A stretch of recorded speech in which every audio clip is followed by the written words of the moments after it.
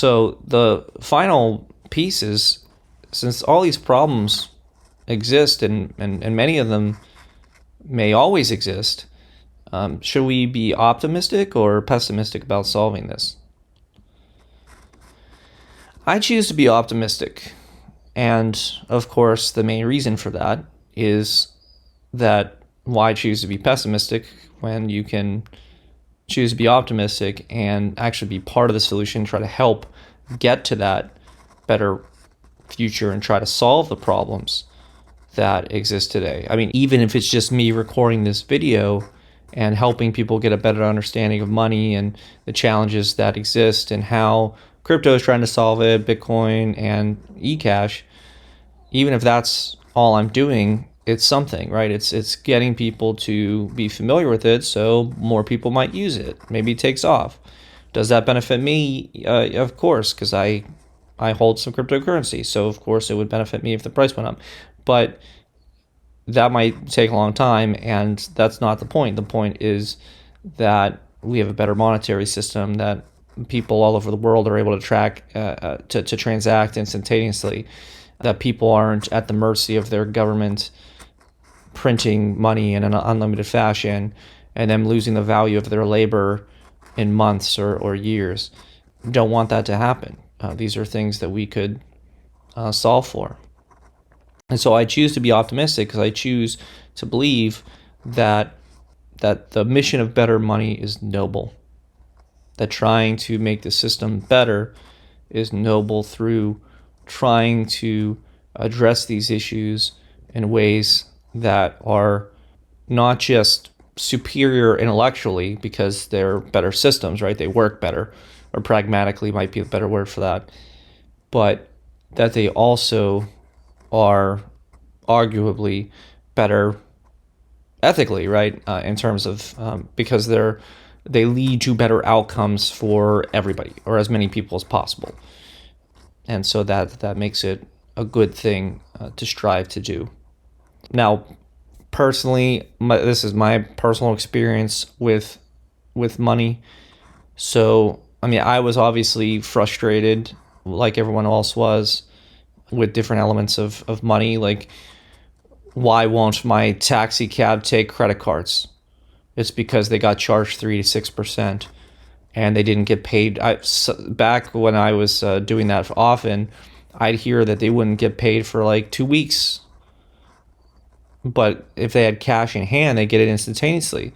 So what would they do? And again, we're talking about, I'm not going to talk about whether something is ethical or not, but I will give situations that you may or may not think are ethical. The taxi driver would pretend that their credit card machine wasn't working. Oh, it's broken. Oh man, do you have cash? I'll drive you by an ATM. You can take out some money. Not caring if the ATM, charge the customer fee or whatever, right? Put that fee on the customer, right? And the reason why they're pretending that it's broken is so they can get the extra 6%, right? And they can get the money immediately. So they're putting the cost and time onto the customer instead of themselves by pretending the credit card machine was broken. And so that's the kind of stuff. It's just little things like that are nerve-wracking, right? Having a currency that the government can inflate and just, oh, sorry, your money's worth 10% this year than it was last year. If you had money in your wallet, them's the breaks, right? That's weird. It forces people to then put their money in risky investments to keep up with inflation, to have the benefits of the greater value of their money, their earned money, by putting it into stocks. And yeah, fortunately we have exchange traded funds now, and they're as predictable and consistent as you can get. But years and years and years and years ago, there were transaction fees, and you didn't have those. You had to like invest in each stock or whatever. I mean, it was very difficult. And so we're solving these money. Yeah, the existing financial system is still trying to solve these problems, which is great. But I was personally frustrated, just like a lot of people were. And the crypto markets were roaring. I won't deny that. It's like, oh wow, I was making a ton of money. I wonder if I should get into that, right?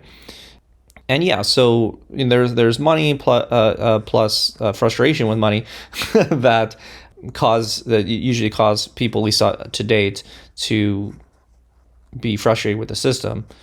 But my personal favorite anecdote was that I was on social media and I saw a man in Africa who was getting his community to adopt eCash. And this is thousands of miles from me. I could just not care. Like, who cares? Nothing to do with me. But what I loved about it was that he was getting the entire area to accept it, and then that way they could trade with each other, and that they could all use the cryptocurrency, so inflation wouldn't affect them, and they could change things quickly. And it all just hit me at once that, what is this really about? What is cryptocurrency really about? And I just came up with a laundry list of things that I saw all at once about how important this actually is. And it's not just, oh, number go up or whatever, or hey, I can send you money digitally, isn't that cool? Or, oh, I save 3% because that's silly. None of that stuff. It was people live in countries with massive inflation who have to work their entire lives and can't stop because their money would be worth nothing and they have to continue to work to earn more money to pay for stuff. They would be able to hold a currency that the government could not devalue. People who live in dangerous areas would not have to hold physical currency that could be lost in a disaster or stolen. People who live on day-to-day cash transactions don't have to wait 3 days or more for the money that they earn that day to then be able to use later for food. And that's what happens with things like credit card purchases. Businesses would be 3 to 6% more profitable if they didn't have to pay these transaction fees. It would be much harder to steal. You couldn't just rip money out of the cash register. You wouldn't have to go to the bank every day to put the money in. And there would be a lot less accounting. In fact, the accounting is very interesting because you could have different wallets for different types of transactions, and all of the transactions are captured on the blockchain and stored, or recorded, and so you could actually just use that information and save yourself some accounting effort, right? Like, well, here's how much money I earned because this is the earning wallet, and all the money that went in here today, that's how much money I made, right? So it's a great system. Although I will admit, because the price fluctuates, if you were to then sell that, you have to calculate or spend it or whatever. You'd have have to calculate the buy and sell price because there's currently a capital gains tax on any crypto sale. So that's kind of unfortunate. But at least you wouldn't have to do that. You can't be unpersoned. If you have a bank account and someone doesn't like your politics and you go protest, they can't shut you down and say, hey, sorry, that person does not deserve to have money, and so we are going to close all their accounts, freeze their assets, and take all their stuff. You can't do that. If it's crypto, there's the old joke of I lost my guns in a boating accident, referring to the fact that there should not be a national registry or any way of monitoring whether someone has firearms in the United States because we have the Second Amendment. The same thing could be applied to, oh, I don't have access to that money because I don't have the keys anymore. So that money doesn't exist to me. You could say that, and no one could really prove you wrong unless they could find the actual wallet information that proved that you did have access to it. But that'd be very difficult to prove. And you might say, oh, you could even just say, oh, I thought I lost it. I guess I had a backup, right? Like, you actually have legal, plausible deniability that you had access to those funds. Whereas at a bank, there's no way you can make that argument. So it's a good way to be able to protect yourself from those who may wish to do you harm through the legal system. You also, if you move thousands of miles away to earn a living, you could send the money back quickly.